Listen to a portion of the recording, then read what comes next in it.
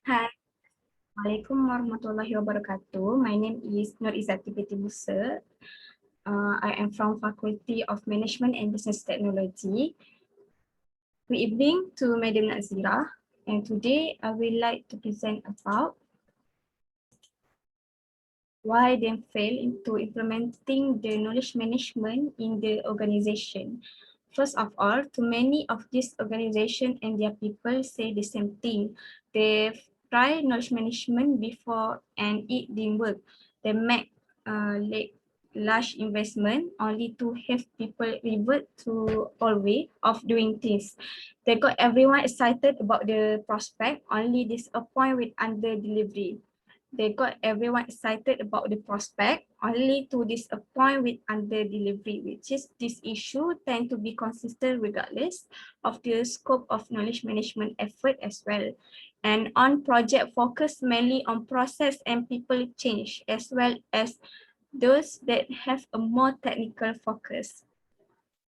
Pertama sekali, mengapa mereka gagal untuk mengimplementingkan knowledge management di dalam organisasi adalah mereka terlampau mengeluarkan investment yang sangat besar dan juga terlampau teruja tentang prospek yang mereka mereka dapat, di mana sebenarnya itu tidak memberi penyelesaian pun, di mana knowledge management itu sebenarnya tidak pun disampaikan dengan cara yang betul.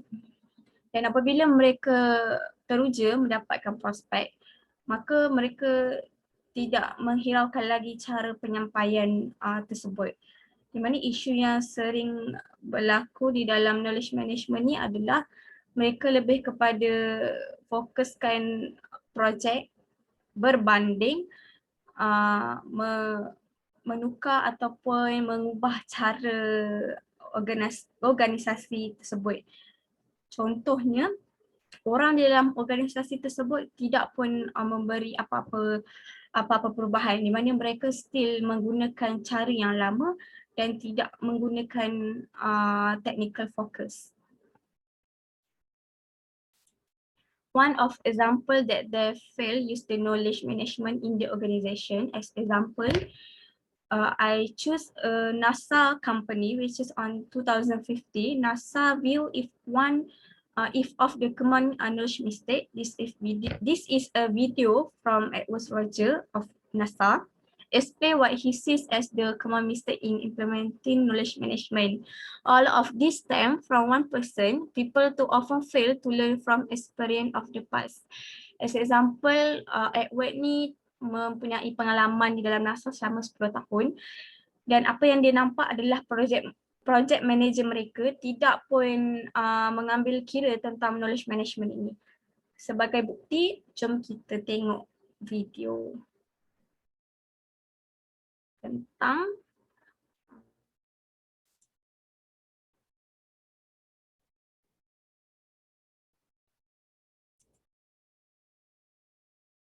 ini.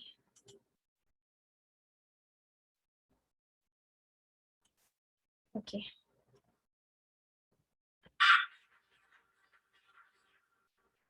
Menceritakan tentang apakah pengalaman yang dia dapat sepanjang dia nampak knowledge management ni dalam organisasi NASA.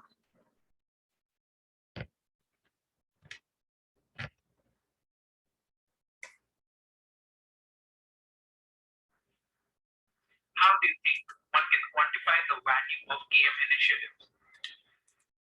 KM initiatives within an organization, and I'm primarily speaking about projectized organizations, which represent most of our technical organizations. So you execute a project, and owners are the project managers, responsible business heads for that division of that area.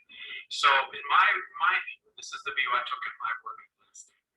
The project manager has control over their resources and what they spend their resources on.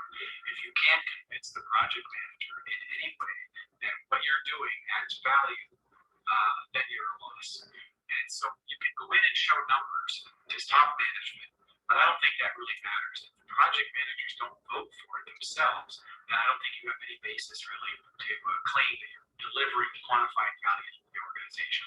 So this is the approach I took. Said, how do project managers become convinced that this is a valuable activity? Because they will spend their time, their money, their people, their resources on things that they think are valuable for them to achieve their results. And if you have project managers voting in that sort of way, then who is the senior management to tell them you're not getting it right if they are delivering the results? If you get that kind of feedback, then all the other numbers, pages, and documents and all the things people look at really don't matter. They'll tell you what's working and what's not working, and you focus on that. Sometimes it requires dropping the lingo. So to go in there buzzing all these KM words, you're just going to confuse people. The lingo is not important at all. What's important are they getting the kinds of behaviors and actions that will actually lead to the outcomes that they recognize as better, and it's what we want in the first place. We don't care if they use KM lingo or not. We care if they get results. So that's how it's focused.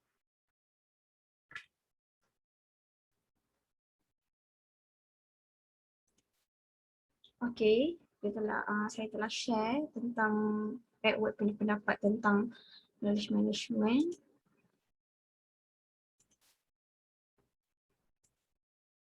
So, dalam video tersebut, dia menceritakan tentang pentingnya project manager mengetahui tentang knowledge management, di mana jika kita terlampau fokuskan kepada dokumen, kepada data, information semua dan kita serabutkan kepala kita dengan perkara-perkara yang sebenarnya kita perlu berkongsi knowledge management ni, tetapi project manager tersebut tidak pun berkongsi.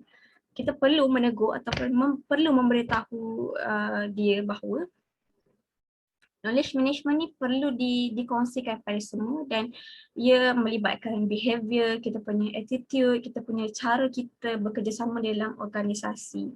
So jika kita tidak menggunakan knowledge management ni sebaik mungkin, kebarangkalian kemungkinan besar projek itu boleh juga gagal dalam bila masa. Sebabnya antara fokus utama dalam knowledge management ni adalah tentang motivation, tentang pentingnya motivation untuk kita punya organisasi, sebab mereka akan tahu apakah yang mereka perlu buat dan apakah benda yang mereka tidak patut buat.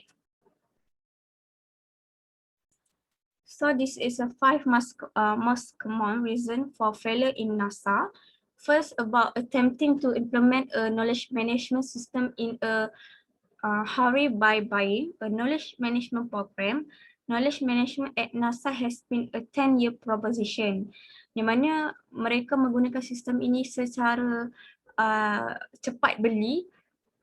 Mereka membeli knowledge management itu dan sebenarnya mereka tidak mengkaji ataupun menggunakan dengan secara berhemah pun.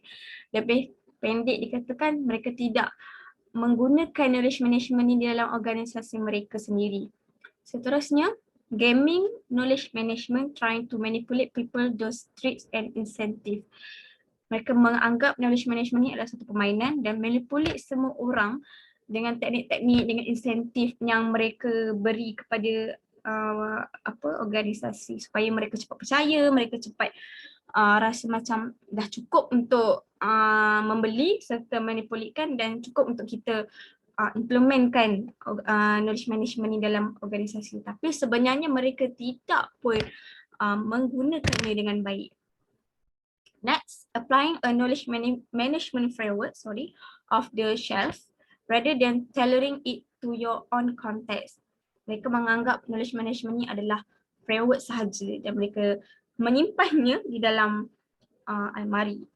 Sebegitulah dia punya perumpamaan, di mana mereka tidak mengkaji dan mereka tidak menggunakan on konteks mereka sendiri untuk mereka apply knowledge management ni. Next, selling knowledge management with a unrealistic revenue target, but also see his video on quantifying the value of knowledge management pilot projects. Selling knowledge management in a unrealistic adalah mereka sebenarnya mempunyai target dan target itu bila mereka dapat capai dan terus mereka tidak menggunakan lagi knowledge management tersebut. And mereka membiarkan letting IT and the CEO handle knowledge management, which end up with a data and information system, not a knowledge management system. Mereka hanya menggunakan biarkan pakar IT dan pakar SEO yang menghandle knowledge management ini, dan termasuklah data information system.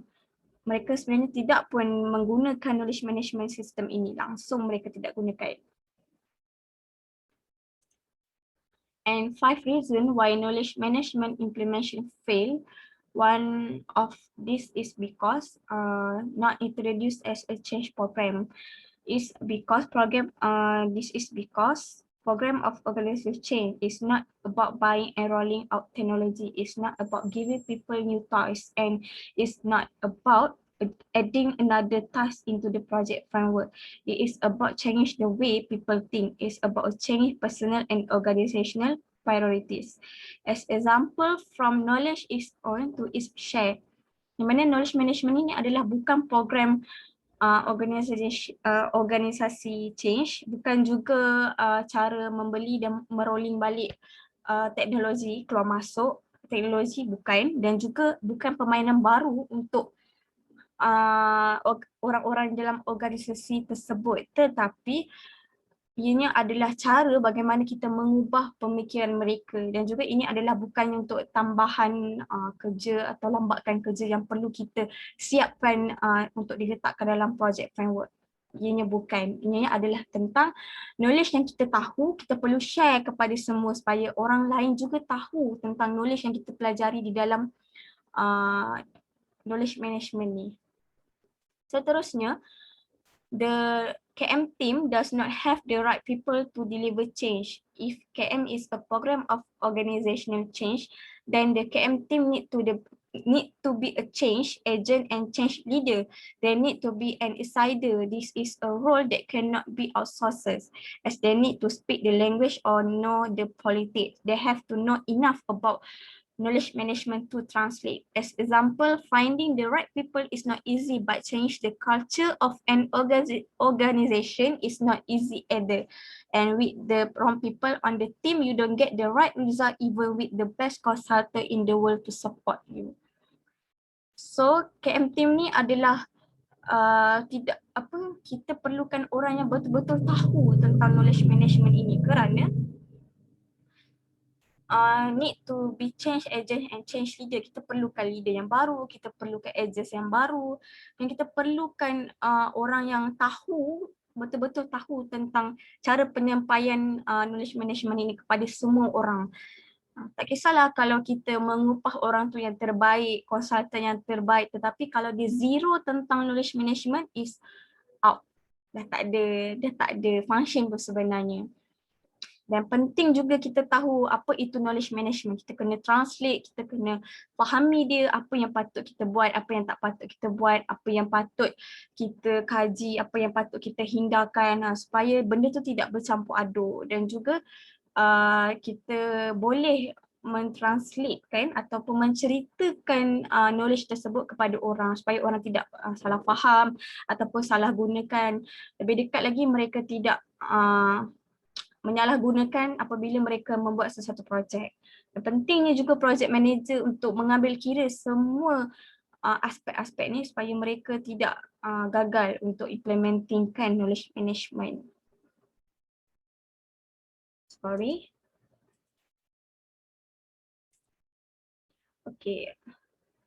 Third is about only part of the KM solution are implemented. There are many elements to KM. There is connect and collect. There is a push and pull. There is people, rules and accountabilities, processes, technology and governance. As example, taking a small element of KM and assuming it will work in isolation. It's like taking one ingredient and assuming will hit the house. Okay. Jadi dekat sini menceritakan tentang banyak solution di dalam knowledge management ni untuk kita implementkan dia. Banyak elemen sebenarnya dalam knowledge management ini. Antaranya ialah connect, collect, push and pull, there is a people, rules and accountabilities, processes and technology. Keempat-empat ini adalah penting, dan sebagai contoh kita menjadikan knowledge management ini sebagai isolation kita. Sebagai contoh, macam kita mengambil satu bahan untuk kita jadikan benda tu lebih baik, lebih bagus. Okay. So fourthly is about knowledge management is never embedded into the business. Lot of KM program do not take a root because they have never been embedded in normal business. They can deliver by a strong team and charismatic leader as something spread. Ibarat kita perlukan leader yang berkarisma, leader yang sangat-sangat kuat dan tim yang sangat kuat untuk kita bangunkan knowledge management ni dalam organisasi kita. Dan tidak perlukan akar umbi pun sebenarnya. Kita perlukan kekuatan, kita perlukan kepercayaan di dalam organisasi ini supaya kita dapat implementkan knowledge management ni dengan lebih meluas. Sorry again. So, last but not least is KM is not introduced with a business focus, but KM should not be introduced for its own sake. It should be introduced because it solves business problem. The primary value of knowledge is helping people make better decisions and so perform work better. So perform work better, faster and cheaper. We don't sell KM to anyone. KM ni memberi pengenalan tentang business focus.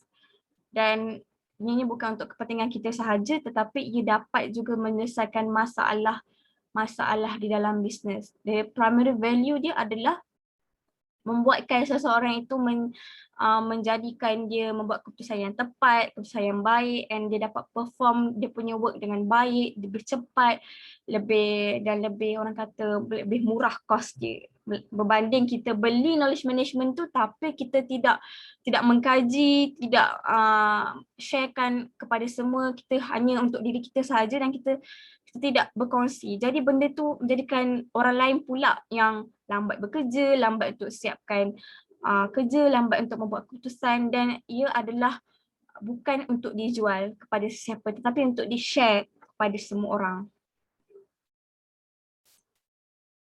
Next, common reason for failure is getting it right, which is the first plan KM implementation as an organizational change program. Map out your stakeholder and our audience segment and ensure we address all of them. Implement KM as a holistic system containing all necessary elements. Make sure have sponsorship at a high enough level that can make embed the required organizational. Recruit an excellent in-house change agent to run the program supported by a powerful team. Lastly, make sure the KM implementation is focused of solving real, pressing business issue. Keenam-enam ini adalah penting, di mana tanpa keenam-enam ini mungkin kita akan gagal sekali lagi. Di mana pentingnya untuk kita mengubah dia daripada organizational change program kepada knowledge management. Dan kita kena mematkan benda itu kepada stakeholder kita, kepada audience segment kita, addresskan benda itu dengan tepat, dengan betul supaya mereka tahu hala tuju knowledge management ini di dalam organisasi. Dan juga implement knowledge management ini sebagai holistic system.